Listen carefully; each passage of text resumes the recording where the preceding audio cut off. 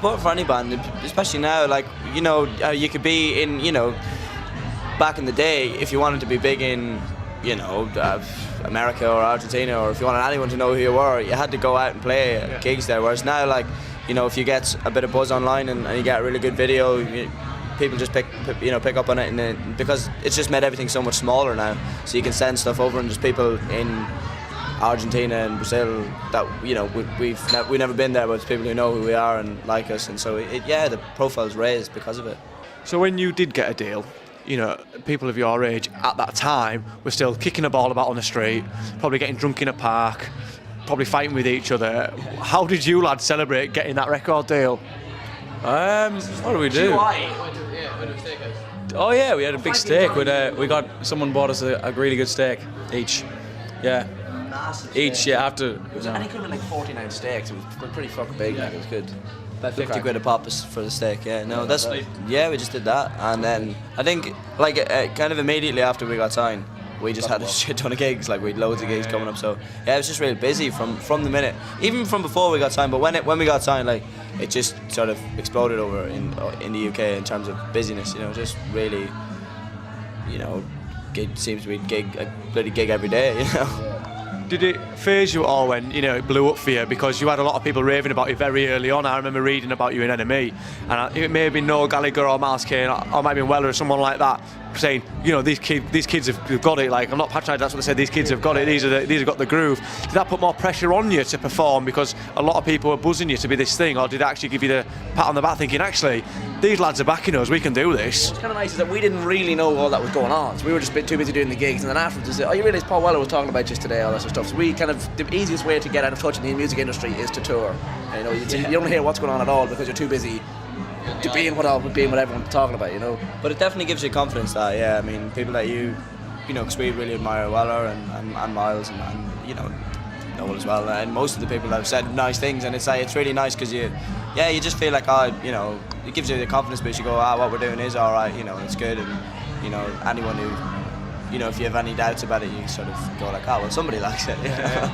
If everyone ever doubts your like credentials, you can always say, well, Weller likes it. And you guessed on Weller's Saturns Pattern, didn't you? Yeah, I'm on Long Time, one of the tracks. Yeah, it was really weird. Like, I didn't know what was happening. We did an EP last year, and we were in his studio in Blackburn, and yeah, he's just playing us some tracks, and he said, do you want to have a mess around and play some slide? And we thought it was just a demo. I just thought he was doing, you know, messing around, but he's like, if this ever gets used, I'll give you a shout.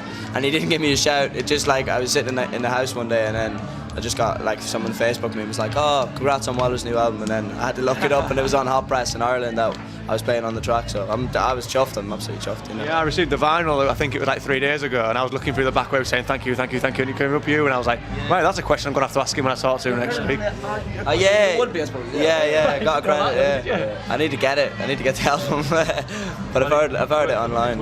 It's a great. I've heard it online on Spotify, but I haven't bought it yet. So when you've been doing your recordings, have you been doing anything down at Blackburn yourself then? We did a lot. Like, we did an EP. Yeah, and we did like demos as well. He gave us a couple of free days, and we did a lot of stuff down there. And kind of, yeah, it's a great place. Like, the band that was supporting us here tonight, Sugarman as well, they've recorded a load of stuff down in Blackburn as well. So that's kind of. But he's really great. Well, he's really down to earth. There's no, like, he's just very matey with everyone. You know, if he likes a band, he becomes quite matey with them. As well. Yeah, loves tea. Loves a cup of tea, that man. Yeah. Yeah, I interviewed the Moons and the Rifles, who are both recorded at Blackburn, and they both said the same. It's unbelievable down there, and like, well, we'll put a watchful eye on, but won't interfere too much. Is that right? Yeah, totally. I mean, he produced one of the tracks on the EP, Still Gonna Drive You Home, and it was one of the best experiences we've had. Probably the best experience we've had in the studio. Just being in a room with someone like that, he's so creative, and yeah, everyone was just very open, and he wasn't trying to force any ideas on, but he had some really good ideas, and yeah, we all just bounced off each other. It was really good. Oh, it was great. It was like, yeah, they didn't do the thing of like, you know, producer coming in saying, oh, this is my song now, lads. It was like, we'll do this, lads. What do you think about that? You know, it wasn't too kind of forced, you know. I read somewhere actually, and do you feel this is sort of pressure, or does it not influence you at all that the bands who've come from Ireland like U2 and Stiff Little Fingers and Undertones, people are kind of billing you to be that next Irish band on there? Do you feel that pressure? She said that to us too much at all. Do you feel like you're the next and the latest kind of rock lineage of Ireland? I don't really think it's too kind of, because I say like the Undertones is great, they were and all sorts of stuff, weren't massively huge. So if you had their success, yeah, why not? But like, I don't think kind of, they go down in history and everything. But I don't know. It's kind of just keep doing what you're doing. You just don't really know, do you? It's sort of hard to take any of that, any of those sort of questions because you don't know and no one will know. But you just hope to be successful. That's all you can do. Yeah, it's inevitable from listening to your music and watching interviews of yourselves. You name all your influences. We could be here all day. Yardbirds, the Stones, the Beatles, all stuff like that. But is there anything that you're actually digging currently? The bands that you are out, on the circuit that you actually think, these need like a mention. We like Slaves. Yeah, Slaves, they're really good. We saw them on Later with Jules, and they were fantastic. The Bohicas as well are very good. Playing Leeds next week. Yeah. We all pretty vicious from Wales. A band called Pretty Vicious just got signed. There's a band called Bloody Knees that I really like at the minute. It's like a heavy sort of grunge thing, and I saw him in. It was really weird. I saw him in at live at Leeds in this tiny club. And it's just loads of teenagers moshing, but there was a pizza stand in the club, so there was all this moshing going on, but I was eating a pizza and watching. It was weird, but they're really good. Bloody Knees. Quite a bizarre experience. Have you got any other bizarre experiences that you can share with us that may be all right to wear on radio? Well, we did a gig in France one time, and it was a great gig. It was a great venue. Everyone really enjoyed it and everything. And then just as we were leaving, we were carrying the clothes out of the venue with us and stuff, and this lassie came out, went crazy, just kind of freaked out a bit, and went up, grabbed the clothes, and was going a deep sniff of the sweaty clothes, and we were standing there going, leave our clothes alone if you don't mind, and we're going to go. And she tried to then climb into the undercarriage of our tour bus as well to try and come with us and everything. And she wasn't going to get past customs. No way was that going to happen. But yeah, we've had a couple. She's a dancer that you have on stage now, isn't she? Yeah. She's our dry cleaner now. She's driving the van now. Oh yeah, her name's Bernard. She's 42. Yeah. Tell me actually about how the songs are crafted within the band then. Tell me your own original songs that you write. How is it done? Is it a quick process? Is it something that takes time? How does it all start? You're the man to ask. When it works, it's generally quite a quick process. For the most part, I've written the tunes and just the song on an acoustic, and then we just all jammed it out in a live room back home in Cavan. And it's very the good ones are very quick, and it's just I've written a tune in a day, and then we all come in and then just jam it out, and it just works.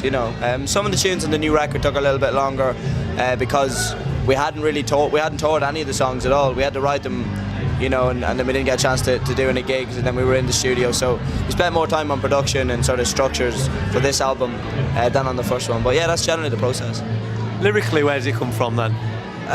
Just experiences, really. So you do draw on your own stuff? Yeah, totally. I can't write about anything else. I'm very bad at writing stories.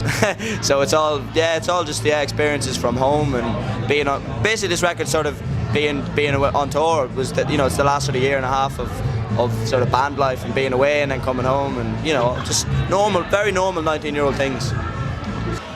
Well, you've achieved such a hell of a lot in the time that you've been about. What is there left for you to do, do you think? Are you happy with what you've done? And if you faded away tomorrow, which obviously isn't going to be the case, but say it happened, is there anything you think, I wish I'd done that? Or is something what you're striving for to do next? Is it the headline Glastonbury? What is it? I don't know. I suppose we always say being on The Simpsons because it would be a kind of cool thing. I don't know what else, because they say there's kind of, if you say, we'd love to play at this venue, as soon as you play it, what do you do then? So being on The Simpsons would be cool. But I'd say if we bowed out tomorrow, I feel like we made a bit of a dent. Yeah, be good. Yeah, just had a go at it. Sure. Had a go, yeah. I think it's if you could, I'd love to just the next time round, be doing this on a slightly bigger scale, and the next time around just build it, and that's all you can do really with it. Just try and still enjoy it, because once you don't enjoy it, there's no point. Well, just to wrap it up, we always do this one feature on my programme, and we get every band to do this who come in, or we go out and interview them. It's called the tattooed arm feature. If you had to get one of your own lyrics tattooed on your arm forever, which one would it be? Yeah. And whatever it is, we treat you to that tattoo when we get a bit more money. I'd get I reek of sweat. I was thinking that as well. Yeah? Yeah, that's good. I quite we have a new song called Scumbag City, and I quite like even though I take the piss, I'm glad the future's blue.